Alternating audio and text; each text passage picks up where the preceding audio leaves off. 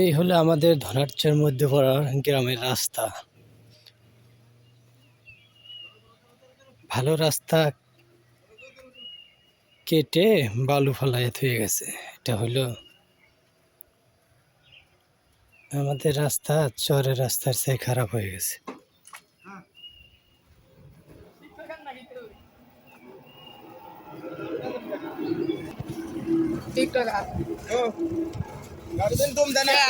আমি পাইছি না গোছ দিব যত এইটা দেওয়া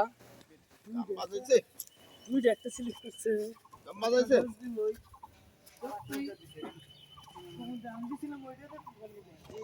ঠিকানা আমায় কিছু কমাও।